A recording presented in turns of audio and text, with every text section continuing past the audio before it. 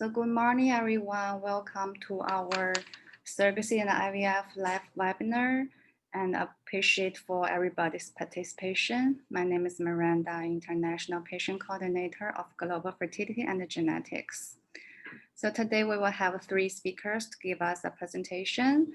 First one will be myself. Second one will be Rich, our attorney from International Fertility Law Group. The third speaker will be Dr. Zeitoun, endocrinology specialist of Global Fertility and Genetics. So if you have any questions, you can post your question to the chat box. We will answer it later. So let me introduce the surrogacy process first. So if intended parents would like to work with a surrogacy, so the first step is to match with your surrogate. So intended parents usually fill up your questionnaire and send 3 to 4 photos to agency. Then the agency will send intended parents few profiles to review. You could see the background, education, occupation, medical history, family pictures, and the compensation from the profile. So choose the one you want to work with. Then the surrogacy representative will set up a conference call for all parties. If you like each other, it means this match is confirmed, so we can move to the next step. Next step is escrow account setup. So the escrow company and the attorney could set up your escrow account. So this money will be used for the surrogate's future expense. For example, the screening cost, the travel expense, the monthly compensation, and etc. So the next step is collecting the reports. So the agency usually arrange the criminal background check, home study, and the agency also arrange the psychological evaluation report and is conduct to determine the emotional stability of the surrogate. IVF clinical will collect all the medical records. The next step is surrogate pre-screening. So IVF clinical will do the consultation for the surrogate, medical evaluation, uterine study, sonogram, physical exam, STD blood work, and urine screening, pap smear. And right now, especially, we do COVID-19 test before the transfer. And after all this test done, we will issue a medical clearance letter to the agency. So the next step is very important, is legal contract. So usually intended parents will hire attorney for themselves and also hire attorney for the surrogate. Next step is the attorney draft the contract and then review the contract with intended parents and also surrogate review the contract with her attorney. So if all the parties agreed with all the terms in the contract, then they will sign the final contract and get it notarized. Then the attorney will issue a legal clearance letter and send it to the IVF clinic. It means your surrogate could start her medications. And before the transfer, the very important thing is to purchase surrogacy insurance. So there's open enrollment period. Usually submit your application between November 1st to December 15th. The cost approximately is almost like $600 each month. And the other option is if you submit your application out of the open enrollment period, the cost of the insurance could be over or approximately $20,000. So the next step is surrogate frozen embryo transfer cycles. It's usually surrogate take approximately 30 days of medication injection. And after the transfer, she will do a blood test of HCG to confirm her pregnancy and then do the ultrasound to confirm her heartbeat. So the surrogates will be released to the OBGYN around the 10 to 8 weeks pregnancy, and upon instruction from the IVF clinical, she will be able to stop all medications. So the estimated cost, total cost of surrogacy is around 120,000 to 140,000. This fee includes agency fee, legal fee, insurance fee, and the service compensations. So this is the process of the surrogates. And if you have any questions, you can follow us on our Facebook, Instagram, and thank you. So I will right now introduce Rich. Rich is a very experienced attorney who works in international fertility law group. He is a very experienced attorney in surrogacy, and he also have his baby from surrogacy. So he will give us an introduction of surrogacy law process and the parental rights. Okay, let me turn the camera to attorney Rich.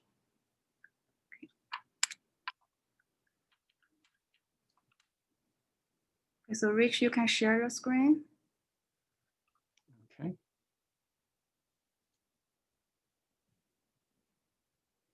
You have to enable screen sharing, it says. Okay, let me see. Share.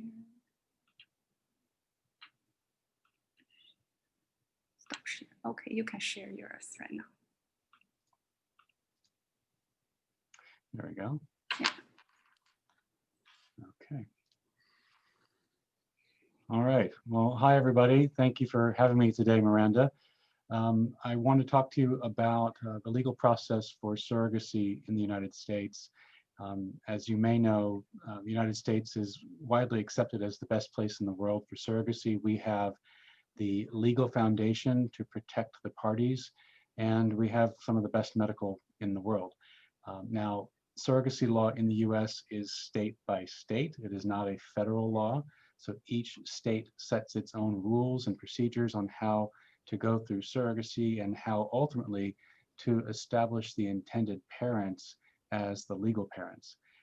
How and when we go to court and how the court orders are issued will vary a little bit from state to state, but what I'll cover today are the basics and sort of the universally accepted principles and procedures. Now, ultimately, in a surrogacy case, our objective is a court order, and the court order is necessary to establish the intended parents as the legal parents, because the law otherwise would assume that the surrogate, the person carrying and delivering the baby, is the mother. So we need to go to court to get a court order to rebut that presumption. So that's our ultimate objective, and there are several things that we do to get ready to go to court in a surrogacy case. The first is going through a contract process with your surrogate. Now on the slide here, you may see that I've mentioned egg donation agreements and surrogacy agreements. So if you're using an egg donor, you'll need a contract as well. I'll focus my comments today, however, on just the surrogacy agreement.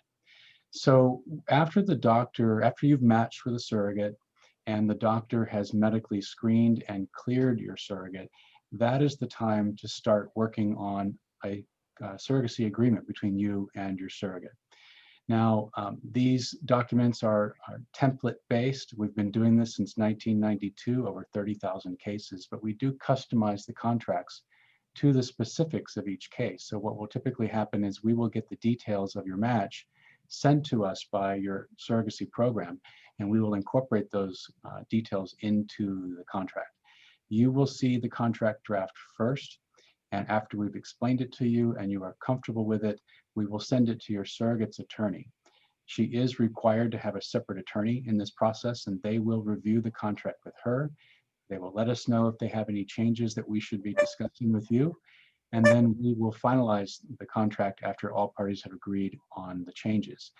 This process takes about 3 to 4 weeks, and at the conclusion of that process, we send a legal clearance letter to the doctor to let the doctors know that your contract is done, and at that point, the doctor can start your surrogate on her injectable medications.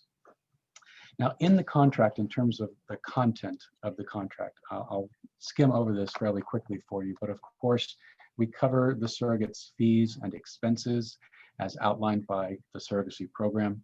We will address her health insurance, and we will address the escrow account in terms of how much money you need to put in, at what point in time, what is the minimum balance requirement, and how long you have to keep the account open.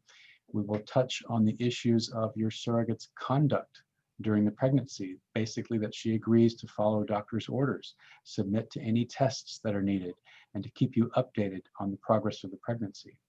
But one of the main functions of this contract is to establish that you are the intended parents and that she is not an intended parent. The contract alone can only establish intention. It cannot, by itself, give you parental rights. That's what the court order is for. So that's, again, that's our ultimate objective, is the court order in these cases. So to supplement the contract and give you some way to protect your parental rights during the pregnancy, the next step in this process is guardianship documentation. And I should also just clarify that this court order that we will ultimately be obtaining in your case, it is not effective until at the very earliest, the moment that the baby is born. And in many cases, we may get the court order signed by the judge during the pregnancy, but it's not effective until the baby's born. So this means that during the pregnancy, you really don't have parental rights. Now, of course, this is your baby, and it's your pregnancy as well. So we want to do something to give you the equivalent of parental rights, and that's where these guardianship documents come into play. In this particular phase of the legal work, we will have the surrogate appoint you as the intended parents as guardians of the baby, so that as a guardian of the baby during pregnancy, you have the right to speak directly to her OB, to access her pregnancy records, to be present at any of the healthcare visits, whether it is in person or electronically by Zoom or FaceTime or WeChat, etc. And it also gives you the right to make medical decisions. Now, keep in mind that the surrogate is the patient as far as the obstetrician is concerned. And the obstetrician has a duty to his or her patient, and including a duty of confidentiality. So all of her medical information regarding the pregnancy really cannot be shared with you unless she's given permission. And so this document that she's signing, giving you a guardianship and a healthcare power of attorney, is the document that gives the doctor permission to speak to you. And this will also protect you and give you the same rights at the hospital as well. Now, there's a second component to these guardianship documents, and that is that after naming you as the primary guardians, the surrogate will also be listing your choice of 2 backup guardians. And these are backups to you in case something happens to you, in case you die or become incapacitated and you have a child on the way. Who's going to care for the child? So we need to put this in writing as to who would come next if you're not available. And we also will, in that regard, put some documents together that you sign where you officially nominate your backup guardians. And we would like you to be thinking about not only permanent guardians in case you die or become incapacitated, but also temporary guardians, and in case you are temporarily unavailable, or for instance, are restricted from traveling because of COVID or some other pandemic. So it's important to think about not only permanent guardians, but also temporary guardians. So that's the guardianship phase of the process. And then, as you'll notice in the slide, the next step is this court process that I have mentioned before. This is a process that we will start at 14 weeks of pregnancy. And at 14 weeks of pregnancy, that's when we are, you're out of the first trimester. Most miscarriages occur in the first trimester. So at that point, the pregnancy is stable, and that's when we start getting ready for court. And what we'll do at that time is send questionnaires to you and your surrogate and your doctor. And we use those questionnaires to gather information that we need so that we can draft your court documents. We will also schedule a call with you at that time so we can go over this in more detail. But generally speaking, these court documents will be put together to explain to the court that we have an agreed situation. This is not a situation where you are suing the surrogate, or we need the court to declare a winner or a loser, or someone's right, someone's wrong. This is a fully agreed petition to the court to explain to the court that this is a surrogacy. There's a surrogacy agreement. Everybody wants the same result. We all agree to the facts of the case, and we actually have all parties sign off on the court order that we will present to the court to sign. So everybody has reviewed and approved the court order before we give it to the court. And so in this process, we gather the information for these court documents in the 4th month. We draft the court documents in the 5th month. We email them to everyone to print, sign, and return. And the good news is that the vast majority, let's say 98% of the states, do not require you to be present in court, and all you'll need to do is sign these documents. Then we get the case filed with the court in the 6th month of the pregnancy, and by about week 28, give or take, we usually have a pre-birth order signed by the court. Now, there are some states that require us to go to court only after the birth has occurred. We will still begin getting ready for your court case during the pregnancy, and we will still be talking to the hospital. So at 28 weeks, if we have the court order, or if we don't, we will be talking to the birth hospital. And we start planning with them to make sure they have everything that they need, that they have, if they have any questions, we've answered all of their questions. If they need any other documents, we have plenty of time to get those documents to them so that when the birth does occur, everything has been worked out and everything would run very smoothly.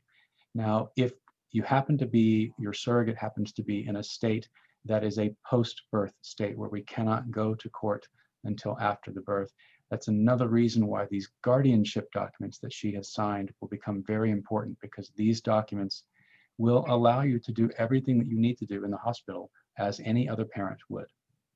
So at the birth, the hospital will take the court order and attach it to their birth certificate worksheet, and they will send that off to the state vital records office. So if we have the court order already, that gets sent out within a couple of days. If we need to go to court after birth, we have the hospital hold their paperwork for a few days while we get the court order in place. And from there, the process is the same. The state vital records office will produce the birth certificate. If you are a domestic US intended parent, the birth certificate will be mailed to you. If you are from outside of the US and need to return home, then you need the birth certificate to be expedited, and we can usually get those birth certificates expedited in about 2 weeks or less from the date of birth. There are some variations on that from certain states, but generally it's about 2 weeks after birth when we get the birth certificate for you. And then once you have the birth certificate in hand, you can apply for the child's US passport, which in non-COVID times will take about 3 to 5 business days at the most on an expedited basis. During COVID right now, it's a little bit longer, but we don't expect that to last forever. After you have the birth certificate, if you are someone who resides outside of the US, you may also need to visit your local home country consulate for other travel documents. For China, for certain countries, it's required that you go to the local consulate and register with them before you return home. But we will walk you through each step of that all the way through from beginning to end, and you'll never have to worry about remembering all of these things. That's what we're here for. So that's really it. And just a very quick summary, you start with escrow accounts, as Miranda mentioned, then you do contracts once the surrogate has been medically cleared. After the contracts are done, we turn our attention to the guardianship documents. And then starting at 14 weeks, we begin getting ready for the court process. We generally have a court order by the 28th week. We communicate with the hospital to make sure everything's going to run smoothly at birth. And then after the birth occurs, birth certificates are generally available in about 2 weeks or less, and then you can handle the other paperwork. If you need to return home to another country, it's typically about 3 to 4 weeks after birth that you'll need to be here to take care of all of that paperwork. Okay, that's it. Thank you. And thank you, Rich. Thank you very much. Yeah. Let me get it off of sharing here. Yeah. So our next speaker is our Dr. Zeitoun, reproductive endocrinologist specialist who have over 30 years of experience. So he will give us an introduction of IVF and the surrogate.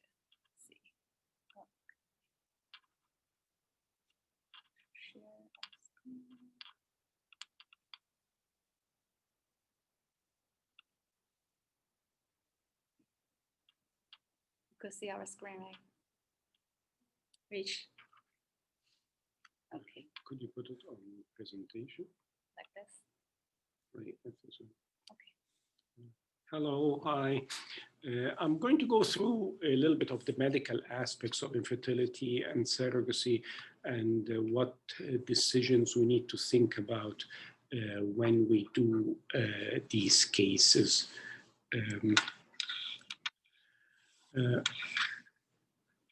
Right now, we have about 1 in 6 couples that suffer from infertility and need some medical help to have a baby. This number is increasing because of many reasons. One of the main reasons is trying to have babies later in life. Infertility means that there's a couple who's trying to get pregnant without contraception for a year or more.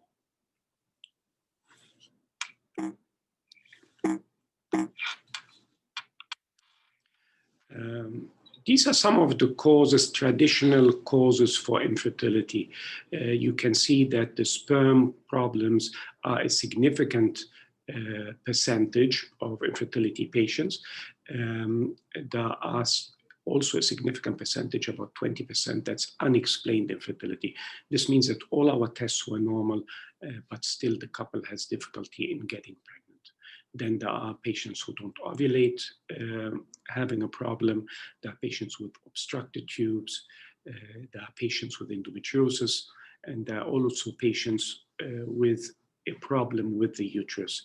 And the uterine problems sometimes will need a surrogate if they are very severe. There is a new category we're dealing with these days more and more. And this is patients needing help getting pregnant, but not really traditional infertility patients. They did not try for a year to get pregnant. Many of these are same-sex couples, either females or males, or single parents who want to have a baby. So these are patients that did not try for a year to get pregnant, but still will need help having a baby. These are some of the options for infertility treatment. For example, a patient that does not ovulate, we try to induce ovulation or make the ovary grow an egg every month and ovulate this egg to have a chance to get pregnant. The second most complicated is intrauterine insemination or artificial insemination, where we do stimulate the ovary to make eggs, but also we will put the sperm into the uterus at the time of ovulation to help with the process of getting a baby. In vitro fertilization is well known, and in this case, we will actually extract the egg outside of the body, and we will fertilize this egg in the lab, and we will grow the embryos in the lab before we put them back into the uterus. There are some patients treated surgically for infertility, like patients with fibroids. Traditionally, patients with obstructed tubes, we do some surgery for them, but this is mostly these patients use IVF these days. Some patients need surgery not only to prepare the uterus, but also to remove, for example, tubes with hydrosalpinx, which is a tube that's blocked and accumulating fluid that can go back into the uterus and prevent the pregnancy. Last but not least is surrogacy. And surrogacy is having a gestational carrier to carry the baby for the patient or for the couple during the pregnancy.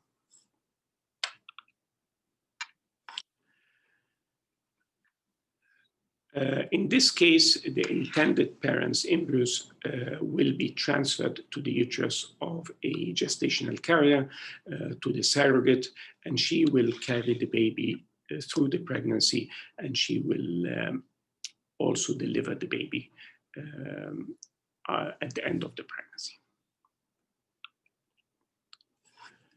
Why does somebody need a surrogate?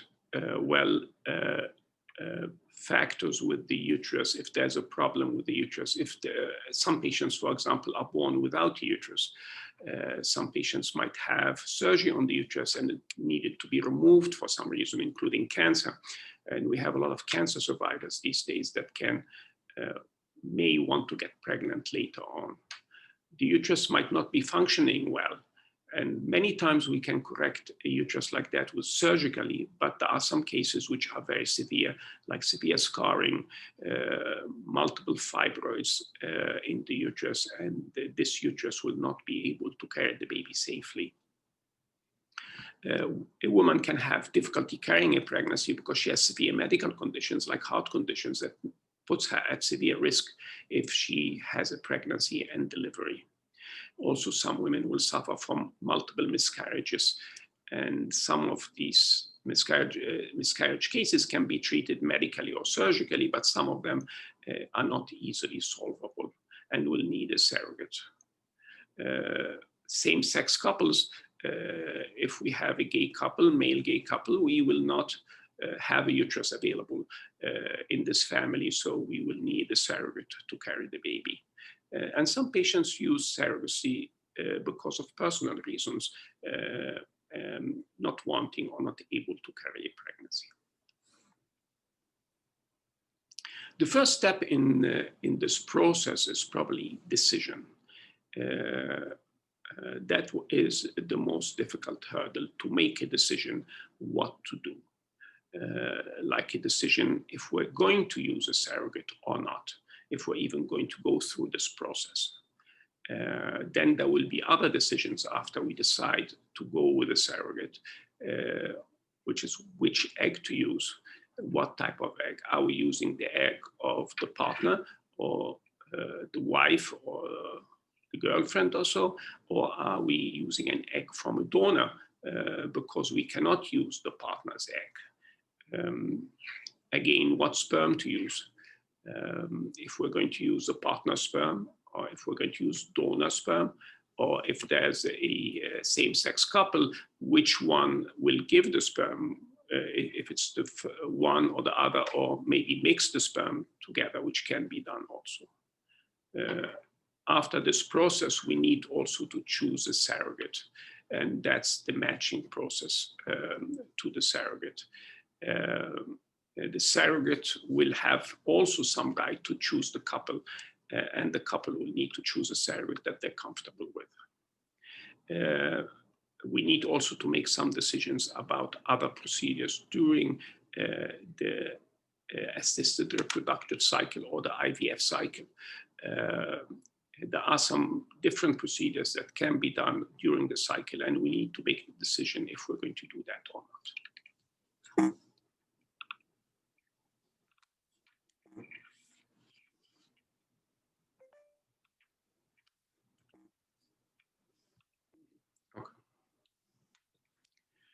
So in matching a surrogate, usually we will have a surrogacy agency. We will have Rich Vaughn there to help us through the process. We will have to have an attorney to help us through the process.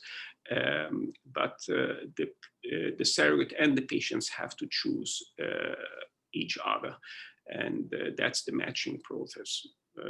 The matching process might be very simple, that the patient wants just a healthy surrogate that will carry their baby, but sometimes some couples will are more specific, and they will look at race, they will look at religion. Cost is very important. These are cycles that cost over $100,000 usually. The distance between the surrogate and the patient, if it's easy for them to reach the surrogates, to see her, and this depends on the degree of involvement the couple wants to have with the surrogate, or the intended parent wants to have with the surrogate. The surrogate will also have a say in the matter if she wants to carry the baby for that couple.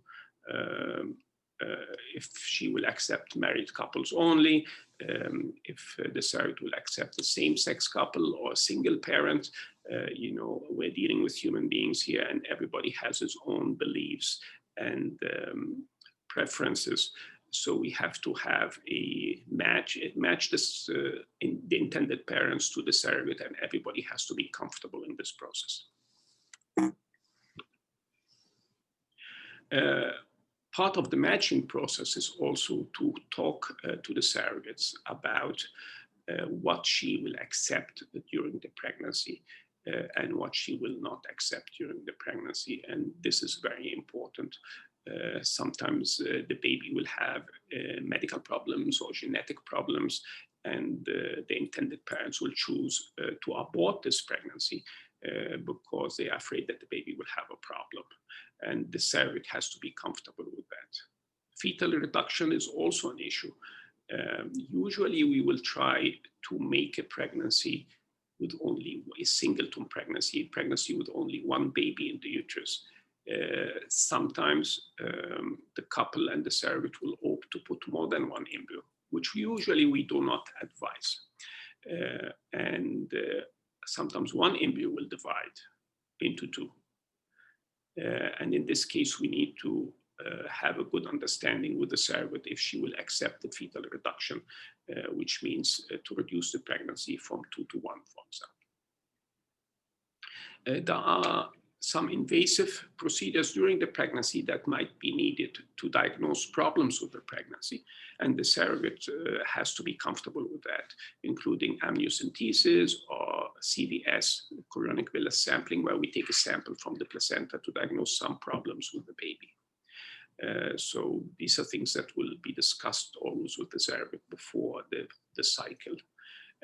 If the surrogate will accept the parents to be there at delivery, and usually they do, but this also has to be discussed, and also the degree of involvement of the parents with the surrogates.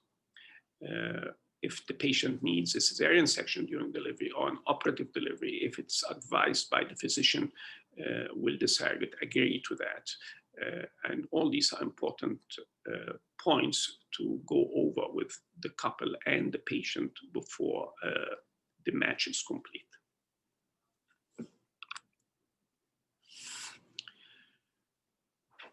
This is the procedure to obtain the eggs and make the embryo in the lab. We first need to stimulate the ovary of the partner or of the donor to grow the follicles, which has the bags of fluid which contain the eggs. And when the eggs are mature, we will retrieve the eggs. And this is a process done under heavy sedation. The eggs will be given to the lab. They will be fertilized with the chosen sperm. And then the embryos will be growing in the lab, usually for 5 days, before we can transfer them back to the surrogate's uterus. This is just how the embryos look after the fertilization. So on the left-hand corner, the upper left-hand corner, this embryo is just the day after fertilization, where you have 2 nuclei. This is a fertilized egg. Second day, the embryo will start to divide and will be 2 cells here, and then 4 cells, 8 cells. Between 4 and 8 cells will be about day 3 later on. The cells will increase in number. We cannot count them here. We call this a morula, which is a big bunch of cells inside the shell. And then after this morula will start making a cavity inside, which we call a blastocyst. This is here the embryo on day 5. This is the embryo we like to see on day 5, which is a blastocyst, an embryo with this fluid-filled cavity. This part of the embryo will make the baby, and the outer part will make the placenta. So this is the embryo we'd like to see at this stage before transfer. This is how we return the embryos into the uterus. We usually use sonogram during the process of the transfer or returning the embryo. You can see on the upper part the bladder. Usually we want a full bladder. We look from the belly with the sonogram, and we have the uterus down there. And you can see this white line is the catheter containing the embryos. We actually will introduce it while we're watching on the sonogram machine, and we will place the embryos exactly in the uterine cavity where it has the highest chance of implantation. The embryos can be from different sources. The egg can be from the intended mother and the intended father's sperm. The intended mother's egg can be also fertilized with donor sperm. For example, if the mother is a single mother and she wants to have a baby. Some patients will use a donor egg with the intended father's sperm, or they will use both donor egg and donor sperm. There's also donated embryos can be used to be transferred. These are embryos that are usually made from other couples, so the extra embryos that are not used, and some of the couples will donate their embryos for patients who have problems, and they can use them to have a pregnancy and a baby. When do we use a donor egg? Or why do we use a donor egg? Every woman is born with all her eggs. Actually, the maximum number of eggs a woman has is the time she's still in the womb. The eggs already start to get less and decrease before birth. At puberty, you can see how the egg number is decreasing slowly at birth. At puberty, here around puberty, the egg number has significantly dropped. After this, there is a decrease all through your life till you go to menopause. Every month, a woman will have 1,000 eggs grow and degenerate, and only one egg, usually in a normal cycle, will ovulate and give us a chance to have a baby. If the eggs number is not enough, if the eggs are finished, then we will not be having an egg from this person, and we'll have to use a donor egg. Not only do the eggs decrease as you get older, but also the egg quality. The egg quality means that the chromosomal complement of the egg is not normal. The percentage of abnormal eggs will increase dramatically as you get older. And that's one reason to need a donor egg.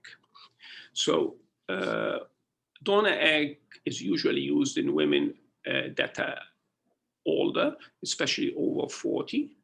Some women have, for some genetic reason, poor egg quality. Poor egg quality, if the patient went through multiple IVF cycles, we never can get a normal embryo or a good quality embryo to implant. We might need to resort to donor egg. Some women will go to menopause earlier than the expected age. This might be because of medical problems like chemo or radiation, or it might be genetic. Also, donor egg will be needed in same-sex couples. If both of them are males, then we will have no ovary available. So we will have to use a donor to obtain an egg and make a baby.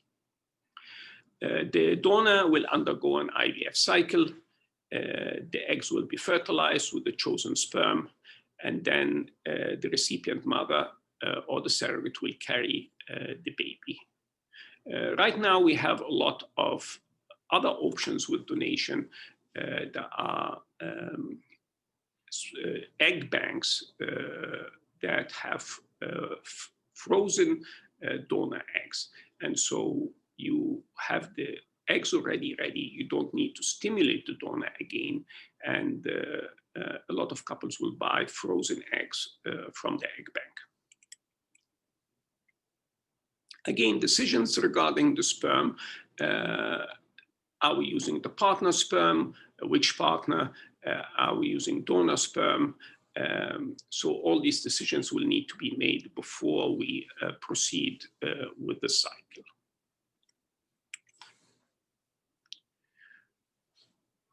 Again, the surrogate, after we choose the surrogate, we have to make sure that the surrogate is suitable medically to carry the baby and that there are no other problems.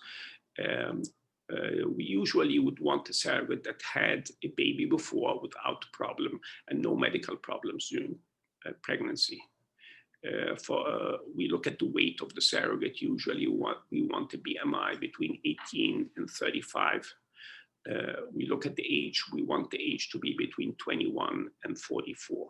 In some very experienced surrogate, the age we might be a little bit more flexible with the age, but probably this is between 21 and 44 is a good age to keep the surrogates in. Both intended parents and the gestational carrier will undergo psychological education and consultation, so they know what they're looking at and what they will go through during these the surrogacy cycle and the pregnancy. These procedures will be stressful not only for the intended parents but also for the surrogate.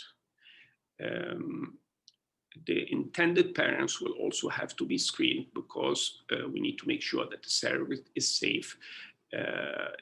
So the egg donor will have to be screened to make sure she doesn't have any problems, or the sperm donor, and everybody has to pass these screening tests. One example of a screening test is the STD test or some of the genetic tests.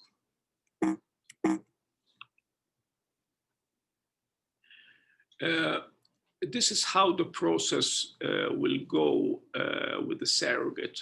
We will have a consultation. We will go through all these issues that we discussed. We will have a medical evaluation. Medical records will be looked at, especially records of previous pregnancies or surgeries. We will have to make sure that the uterus inside is normal and there are no problems that will prevent pregnancy, like polyps or fibroids. We have to make sure that the passage from the cervix into the uterus is easy. And for this, we do a test called the saline infusion sonogram, or SIS, where we inject some fluid into the uterus to make sure that the uterus is normal. The surrogate will undergo a full physical exam. We look at the heart, lung, we do a breast exam, we do a gynecological exam. We also look for tattoos or piercings to make sure there are no recent tattoos or piercings that can give us a problem. The STD workup has to be done. Urine will be usually screened for drugs. We have to make sure the surrogate is healthy. Apart from that, we have to do pap smears. And if she's older than 40 or needs a mammogram, she has to have a mammogram. Nowadays, before the transfer, in the transfer cycle, we do a COVID test to make sure that the surrogate doesn't have any infection before the transfer. And this is incorporated in our protocols now, and it is recommended by the Department of Health. If everything is good, then the surrogate will get medical clearance to start the cycle.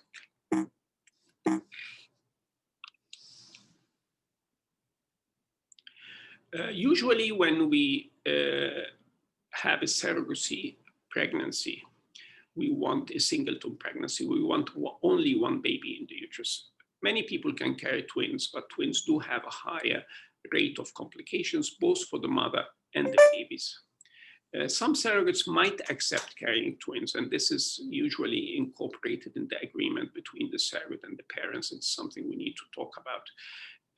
But we usually prefer to have only a singleton pregnancy. PGS, or pre-implantation genetic screening, is used much more frequently in surrogacy cycles to exclude abnormal baby embryos, and also to make us only put one normal embryo back into the uterus. One other reason PGS is frequently used is for sex selections. Many of the intended parents want to balance their family or choose a specific sex, and this will have to be done by chromosomal screening. This is how we do the genetic testing. You can see here an embryo, a blastocyst embryo on day 5, where we will take a piece of this embryo, and usually we take a piece from the area that makes the placenta, not the baby, and we can test that these cells to make sure about the chromosomal complement of this embryo. Sometimes we can also test for specific diseases if the parents have a disease that they want to avoid. These are some of the diseases that we can test for, like cystic fibrosis, for example, or thalassemia. When the usual testing for the embryos will look usually at chromosomes, and we want a chromosomally normal embryos because the there is a high percentage of eggs, even in young people, that are abnormal already. And we try to exclude these embryos during transfer, so we can transfer one embryo only and get a single pregnancy most of the time. This will also decrease the miscarriage rate due to a chromosomally abnormal embryo. Again, like I said, gender selection is getting more and more common, and some of the intended parents will choose the gender because of social reasons or religious reasons. Some of them will choose the gender to balance the family, and this is available, and usually we will know about the gender during the screening process.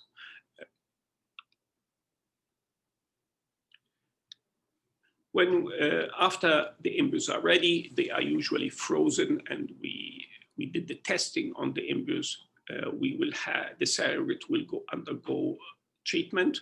We will have to prepare the uterus to receive the babies. Sometimes we use a natural cycle, and sometimes we use a medicated cycle to make sure the uterine endometrium, or the lining of the uterus, is ready to take an embryo at day 5. The embryo transfer will then be done like you guys have seen on the slide. We will wait around 12 days to verify if pregnancy did happen. And if it did, we will monitor the progression of the pregnancy early on till we achieve fetal viability and have a heartbeat. After we make sure the baby is viable, this surrogate will go to prenatal care and see her obstetrician. And I think Rich talked, very well about the legal aspects of surrogacy. So I will stop here now. Thank you very much. Okay, thank you. Thank you, Dr. Zeitoun. Thank you, Rich. So I hope everybody enjoy our presentation today. I saw somebody join us late, so you still can find those presentations on our social media, YouTube, Instagram, and Facebook. So if you have more questions, you can send us your question through the social media or our website. Thank you. Thank you, everyone. Bye-bye. Bye. Bye.